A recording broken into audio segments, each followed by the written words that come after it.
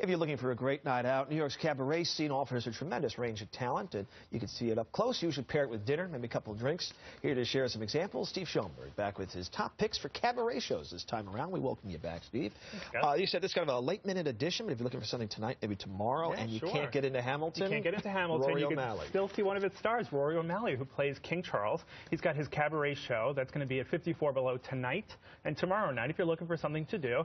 It's a really personal story told through his favorite songs about growing up gay in the Midwest and going into his parents' basement to sort of act out his favorite songs as sort of his safe and fun place to be. Which is a reminder, when you usually see cabaret performers, they usually do bring sort of their life journey to the stage as well as entertaining. You get to learn something about them. Some big music, big band music. I always love this. Over at Birdland, they do sort of their swing Christmas show. That's right. Clea Blackhurst, Billy Stritch, Jim Caruso all get together for a swing in Birdland Christmas on December 23rd, 24th, and 25th. If when you're done with dinner, you're looking for something other to do than hang out with the family, maybe, or bring them with you. Yeah, something to break the ice sometimes. Yeah, sort of a throwback to the days of Christmas shows of the 50s and the 60s, a fun swinging twist on great jazz and American standards. It's like Christmas songs. Like those old variety shows they would have on, only you can see it in person. Yeah, think Judy Garland's Christmas, and this is their version. A lot of Marilyn May a couple of months ago when she was performing with Michael Feinstein. Sure.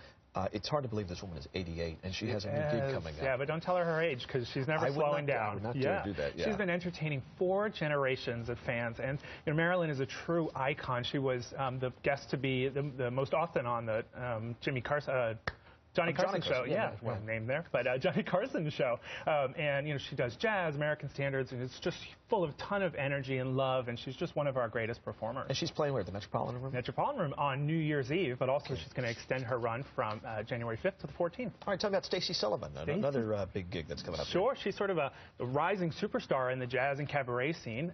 She does a bunch of different concerts around the city, but on February 5th, she's going to be at the Sheen Center reprising her award-winning Peggy Lee tribute. She's considered one of the preeminent interpreters of Peggy Lee's songbook, and she's won a MAC Award twice now in 2 years in a row. And to see her do this show, she captures the audience.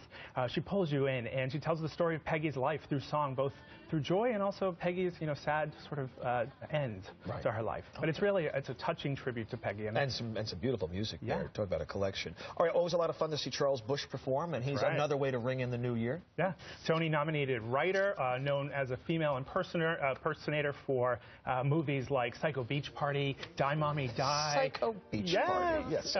He appeals to both genders, all different ages, and he does a cabaret show now at 54 Below, and he also has a live album that just came out from his show at 54 Below. Cabaret is not just a thing to enjoy live and in person with dinner, but it's also, I'm pleased to say, everybody but Rory has a studio album or a live album, who I've just mentioned, so you can take the music home with you, enjoy it for many months to come. And I imagine Rory will probably have an album out pretty soon. A lot of the stars from Hamilton have started to do that, and they play these gigs. And there's something very unique. I mean, this is sort of accessible theater. People can sort of immersive experience. Yeah, it's very different. It's just very personal, very intimate to see a star, as close as you and I are sitting right here. That's true. It's like being in their living rooms. Usually when you go to the theater, you deal with hundreds, if not thousands of seats. These rooms do tend to be kind of very intimate. It's a very personal experience and great music and a great night out, dinner and drinks and just fun time with friends. Steve, thank you so much. Steve Schonberg, always good to have you with us. All right, coming up next at 7:30, we'll have the latest on our top stories, including this.